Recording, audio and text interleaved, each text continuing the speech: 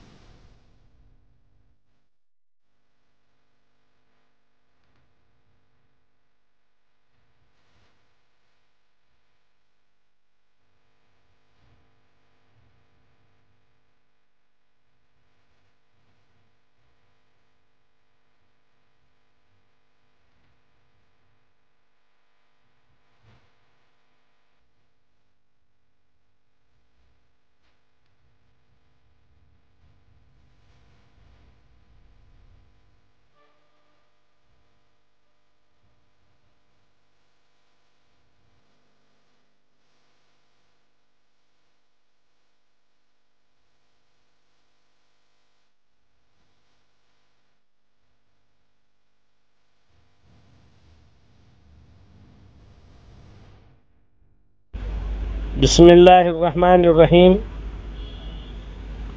अल्हम्दुलिल्लाह हज 2025 के लिए सेंट्रल हज कमेटी ने इस साल हज ट्रेनर्स के फार्मूले को बदलते हुए, जबकि हर साल तमाम हज ट्रेनर्स को बॉम्बे बुलाकर वहां उन्हें ट्रेनिंग दी जाती थी, लेकिन बदलते दौर के मुताबिक इस मर्तबा उन्होंने CBT के तहत यानी कंप्यूटर बेस्ड टेस्ट के तहत उन्होंने ये जांच लिया कि कौन कौन ट्रेनर जो हज ट्रेनर के लिए एप्लीकेशन दिए हैं वो अहल हैं, उनकी काबिलियत क्या है। वो कंप्यूटर बेस्ड ट्रेनिंग के ज़रिए ऑनलाइन ट्रेनिंग उन्होंने लेकर उसके इंतखाब का मंसूबा बनाया।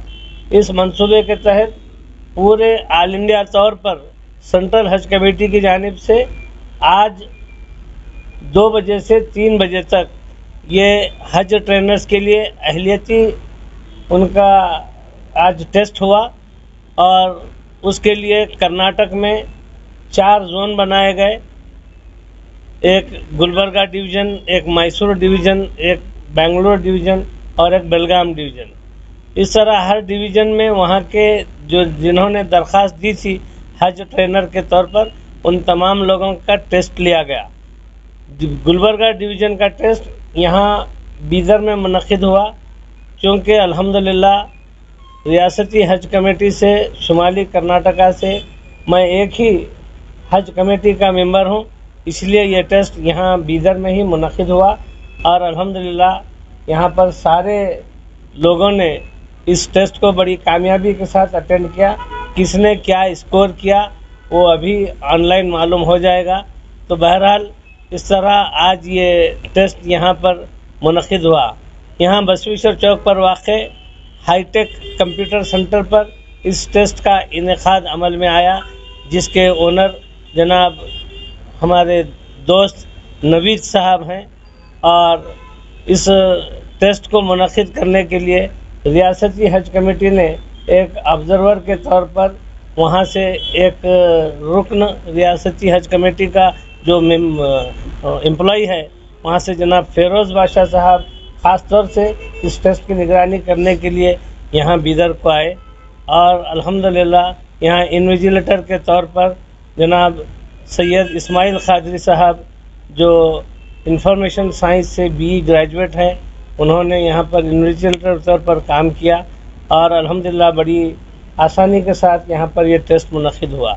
میں منعقد شدہ ٹیسٹ سے جن لوگوں کا بھی انتخاب ہوا انہیں انشاءاللہ مبارکباد دیتا ہوں، اور امید کرتا ہوں کہ یہ لوگ تمام حاجیوں کو بڑی خوش اسلوبی کے ساتھ جو باتیں ان کو معلوم ہیں وہ ساری معلومات حاجیوں کو ٹرانسفر کریں گے۔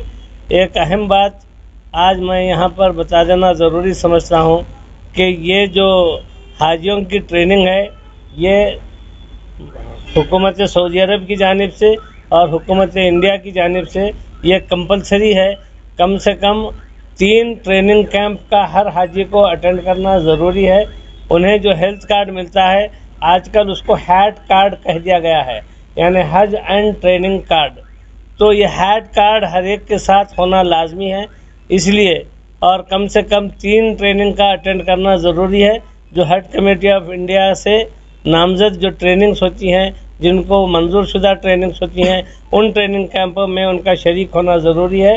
میں پورے انڈیا کے، پورے کرناٹکا کے اور بیدر و اطراف کے سارے حجاج کرام سے گزارش کرتا ہوں کہ حج کے ٹریننگ کیمپس جو بھی منعقد ہوتے ہیں اس کو ضرور بضرور اٹینڈ کریں اور پوری انہماک کے ساتھ انہیں سنیں اور اچھی ٹریننگ لے کر یہاں سے جائیں، کیونکہ سال گزشتہ بہت لاپرواہی سے اور غفلت کی وجہ سے کچھ حادثات پیش آئے ہیں۔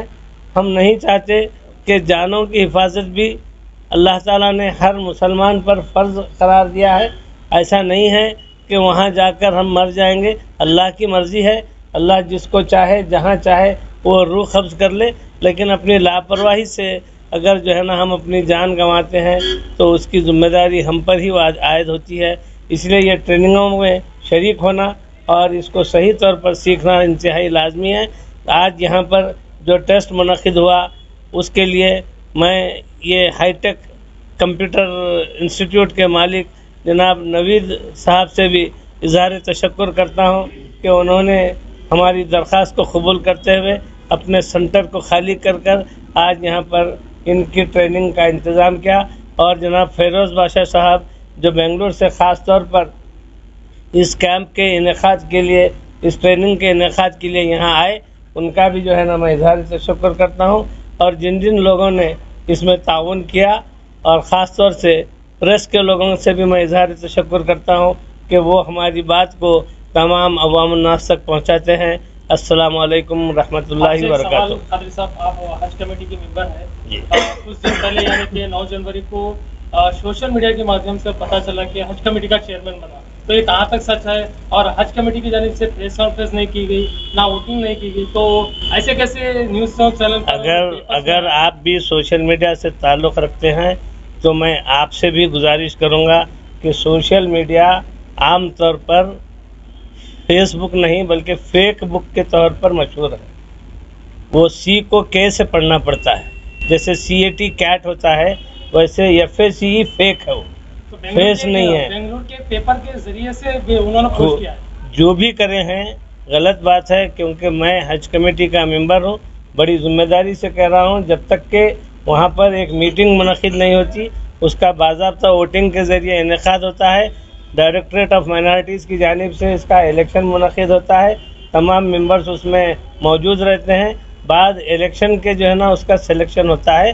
یہ اس طرح کی فیک نیوزوں کو اگر آپ لوگ چلائیں گے تو یہ ذمہ داری آپ لوگوں کی ہوگی کہ کسی نیوز کو کیوں بغیر تحقیق کے آپ لوگ آگے اس کو بڑھا دیتے ہیں۔